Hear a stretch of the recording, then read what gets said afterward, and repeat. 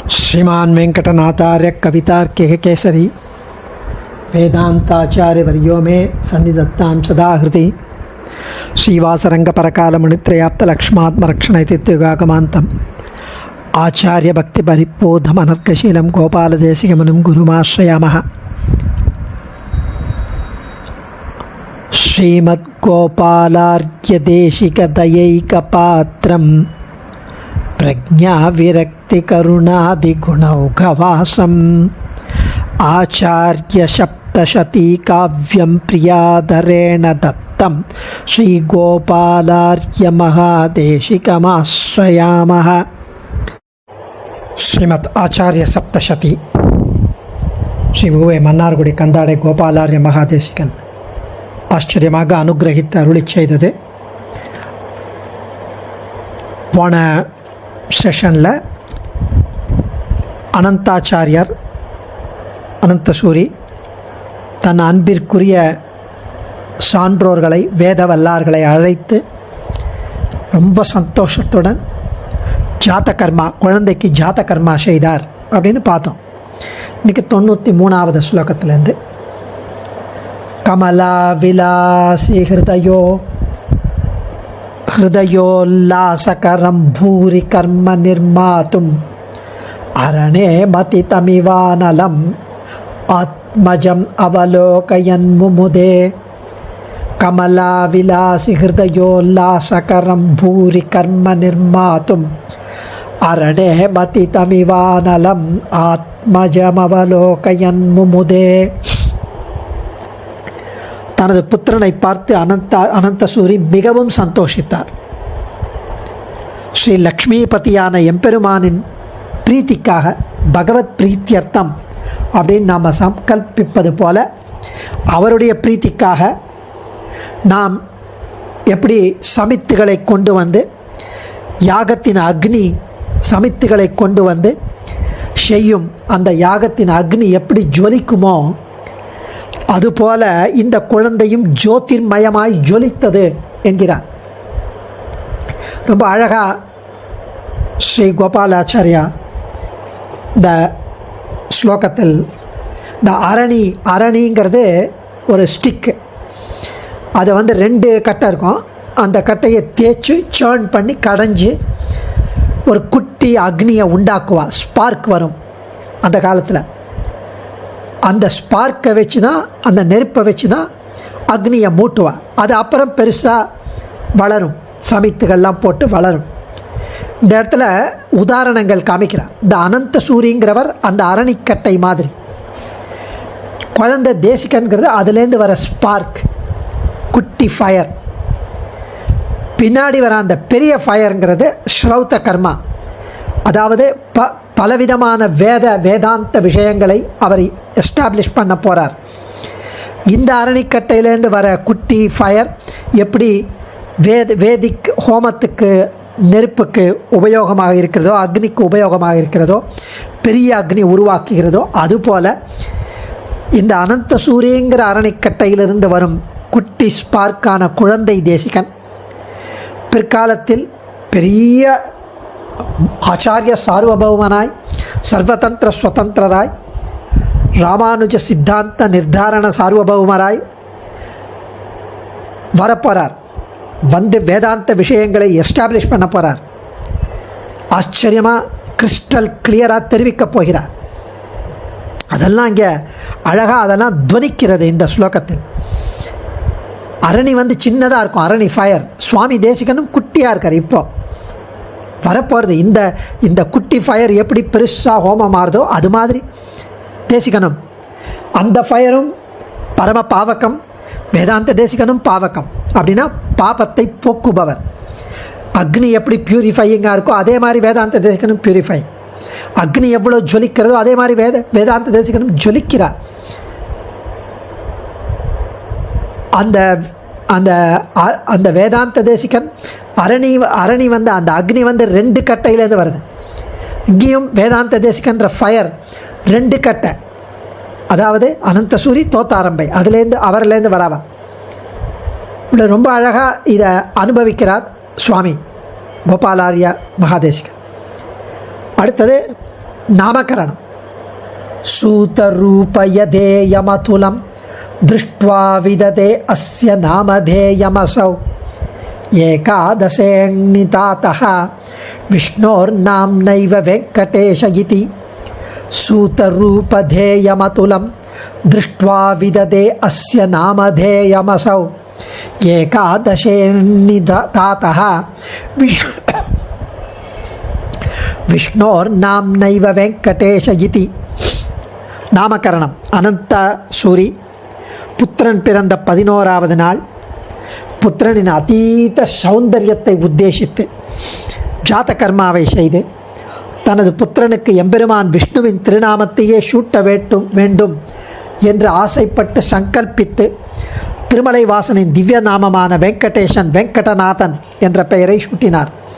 ஏன் அந்த பெயரை சூட்டினார்னா, அந்த கண்டையை சொல்லி அந்த திருமலையப்பன் அந்த கண்டாமணியை கொடுத்து கனவில் ஸ்வீகரிக்க சொல்லி உற்சவத்தும் போது அதே அந்த ஸ்வீகரித்ததுனால கர்ப்பமாய் தோத்தாரம்பை புரட்டாசி சிரவண நட்சத்திரத்தன்னைக்கு பிறந்தது. விஷ்ணுவின் அந்த திருமலையப்பனின் நட்சத்திரமான திருவோணத்தில் பிறந்ததால் அவனுடைய கிருப்பையால் இந்த குழந்தை பிறந்ததால் அவனுடைய அனுக்கிரகமே இருப்பதால் அதற்கு அவனுடைய பெயரையே வைக்க வேண்டும் என்று அவர் ஆசைப்பட்டு வெங்கடநாதன் என்று பெயர் வைத்தார். இதில் என்ன தெரியுதுன்னா, நம்மளும் குழந்தைகளுக்கு விஷ்ணுவின் பெயரை வைக்க வேண்டும், மகாலட்சுமியின் பெயரை வைக்க வேண்டும். அது ஒரு விதமான நாம சங்கீர்த்தனம், ஒரு விதமான சேவை பெருமாளுக்கு. அது நம்மை அறியாமல் நமக்கு நல்ல விஷயங்களை ஏற்படுத்தும். பெரியாழ்வார் இதை ரொம்ப அழகாக 10 பாசுரம் இதை தெரிவிக்கிறார். நம்பி பிம்பி என்று குழந்தைக்கு பேர் வைத்தால் 4 நாளில் மழுங்கி போகும். சும்மா இஷ்டத்துக்கு பேர் வைக்காதீங்க, டிங்கு ஜில்லு அப்படின்லாம். ஸோ இந்த மாதிரி நல்ல பெயர் வைக்க வேண்டும், பெருமாள் பெயராக வைக்க வேண்டும். கேசவா மாதவா கேசவா என்று சொல்லும் அன்னை நரகம் புகாழ்கிறார் பெரியாழ்வார். அதுபோல் அதுக்கு அடுத்தது கர்ணாந்தாயத நேத்திரம் சசி நிபவக்திரம் சமுன்னத ஸ்கந்தம் பகு புண்ணிய விபவ லப்தம் குருரா புஷத்தம் சுதம் பிரயத்னேன. கர்ணாந்தாயத நேத்திரம் சசி நிபவக்திரம் சமுன்னத ஸ்கந்தம் பகு புண்ணிய விபவ லப்தம் குருரபுஷத்தம் சுதம் பிரயத்னேன. குழந்தை எல்லா சாமுத்திரிகா லட்சணத்துடன் இருந்துதான். கரியவாகி புடை பறந்து மிளர்ந்து செவ்வரியோடிய நீண்ட பெரியவாய கண்கள் எப்படி திருப்பானாழ்வார் ரங்கநாதனை அனுபவித்தாரோ அதே மாதிரி பெரிய திருக்கண்கள் உடையதான். நீண்ட பெரிய திருக்கண்கள், காதுகளின் விளிம்பை தொடும் அளவிற்கு அந்த குழந்தைக்கு பெருசாக மலர விழிக்கிறது. பெரிய கண்களை உடையது. முகமானது சந்திரனைப் போல ஜொலிக்கிறது, பிரகாசிக்கிறது. நீளமான கைகள், நெடிது உயர்ந்த தோள்கள். குழந்தைக்கே அப்படின்னா பாருங்க, அனந்த சூரிய அந்த புத்திரனை தமது பாக்கியத்தால் பெற்றார் எனலாம். அவ்வளவு புண்ணிய பலன். அதனால் அந்த குழந்தையை பரிமளிக்க செய்ய வேண்டுமாய் அனைத்து முயற்சிகளையும் மேற்கொண்டார். அந்த புண்ணியம் திரிஜகத் புண்ணிய பலம் திரிதண்டஹஸ்தம். அந்த ராமானுஜனை அங்கே தேசிகன் சொன்னார்ல, திரிஜகத் புண்ணியம் 3 லோகங்களின் புண்ணிய பலன் தான் நமக்கு ராமானுஜன் கிடச்சிருக்கார் அப்படின்னு தேசிகன் சொல்ல போகிறார். அந்த புண்ணிய பலத்தினால் அனந்தாரகருக்கு இந்த பாக்கியம் கிடைச்சதா, இந்த குழந்தை அவர் கிடைத்ததற்கு. என்ன நோன்பு நோற்றாள் கொலோ 2 பேரும். அதனால் அந்த குழந்தையை பரிமளிக்க செய்ய வேண்டுமாய் அனைத்து முயற்சிகளையும் மேற்கொண்டார் சுவாமி. இவ்வளவு ஆச்சரியமான தெய்வீக குழந்தை வேஸ்ட்டாக போகக்கூடாது, நன்னா அதுக்கு பண்ணணும். பகவத் அனுகிரகத்தில் இது நல்லா அதுக்கு வேதாந்த ஞானம் கொடுக்கணும் அப்படின்னு அவர் ஆசைப்பட்டார். அதுக்கு அடுத்த ஸ்லோகத்தில் பூகோளஸ்ய து நிர்ணயமசிரா டிம்போ விதாஸ்யன் சஹ அவனாவவாங்முகசன் சிஷ்யே பிரஷ்டும் ததீயமிவ தத்துவம். ரொம்ப அழகாக இந்த ஸ்லோகங்களில் கோபாலாரிய மகாதேசிகன் உதாரணங்களை தெரிவிக்கிறார். உதாரணங்கள்லாம் கொடுத்து, ஒவ்வொரு ஸ்லோகத்திலையும் உதாரணங்கள், இந்த அரணைக்கட்டையாக இருக்கட்டும், அது இல்லாமல் அந்த தோத்தாரம்பா வந்து ஒரு ஒரு ஒரு ஒரு நெல் இல்லை பயிர் இடும்போது அந்த பயிரை உழவன் எப்படி பார்த்து பார்த்து பார்த்து அது வளர்வதை கண்டு அப்புறம் அது ஃபுல் குரோனாக இருக்கும்போது எவ்வளவு சந்தோஷப்படுவாரோ அது மாதிரி அனந்த சூரி தோத்தாரம்பை பூர்ண கர்ப்பத்தில் இருக்கும்போது சந்தோஷப்பட்டார். அந்த கிரெயின் அந்த அந்த ஹார்வெஸ்ட் பண்ணது தான் தேசிகன் அப்படின்னு அனுபவித்தார். அனந்தாரியா வந்து பார்க்கடல் அப்படின்னா தேசிகன் அதுலேருந்து வந்த கௌஸ்துபமணி அப்படின்னு அனுபவித்தார்.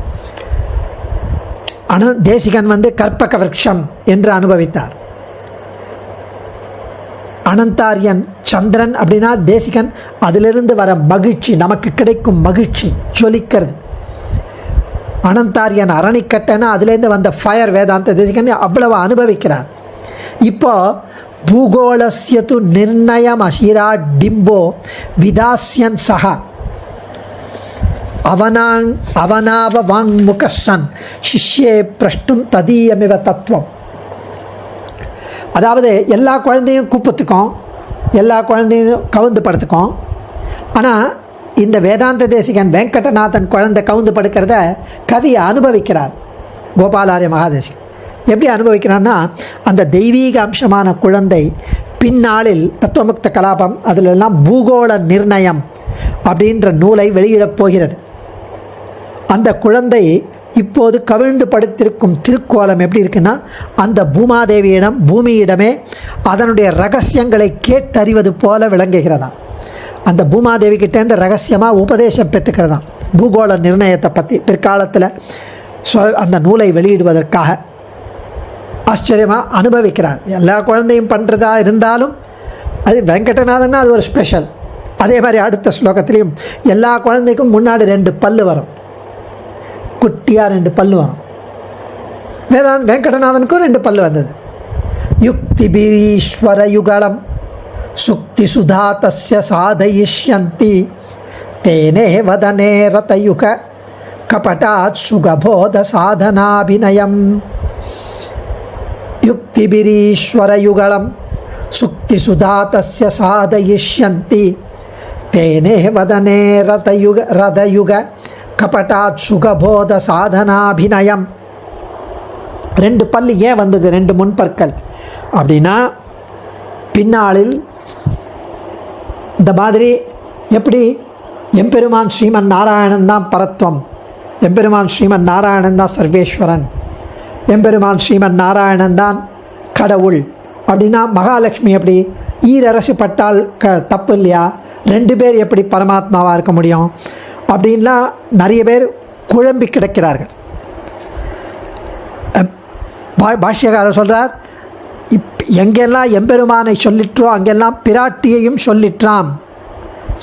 உபனிஷத்துலேயும் சரி, கீதையிலையும் சரி, ஸ்மிருதியிலும் சரி, புராணத்திலும் சரி, எங்கெல்லாம் எம்பெருமான்னு சொல்கிறாலோ அங்கெல்லாம் பிராட்டியையும் சொல்லிற்றாம். ஆளவந்தார் சதுஸ்லோகியில் ரொம்ப அழகாக இதை வேதாந்த சாஸ்திரத்தை அனுபவிக்கிறார். ஒரு மிதுனமே உத்தேசம்னு காடோப கூடானித்தே அப்படிங்கிறார். எந்த அவதாரம் பரமாக இருக்கட்டும், அது விபவமாக இருக்கட்டும், வியூகமாக இருக்கட்டும், அர்ச்சையாக இருக்கட்டும், அந்தர்யாமியாக இருக்கட்டும், எந்த ரூபம் எடுத்தாலும், ஸ்வரூப ரூப எந்த ஃபார்ம் எடுத்தாலும் அதுலேயும் பிராட்டி கூடவே வருவாள். நம்ம அந்தர்யாமி ரூபமாக நம் உடலுக்குள் நம் இதயத்துக்குள் இருக்கும்போதும் அவள் கூட இருப்பாள். அந்தர்பகிஷ்சத சர்வ வியாபிய நாராயணத்துக்கான உள்ளும் வெளியும் எங்கும் நாராயணன் வியாபித்திருந்தாலும் அங்கேயும் மகாலட்சுமியும் கூட இருக்கிறாள். சீதை சொல்கிறா, அவன் சூரியன்னா அதிலிருந்து வரும் கிரணங்கள் நான் அப்படிங்கிறான். அந்த மாதிரி இருக்கிற ஒரு மிதுனமே உத்தேசம். போக வேளையிலும் ஆශ්‍රயண வேளையிலும் ஒரு மிதுனமே உத்தேசம். எம்பெருமான் பிராட்டி 2 சேர்ந்து தான் உத்தேசம் அப்படின்னு நம் பிள்ளை தெரிவிக்கிறார்.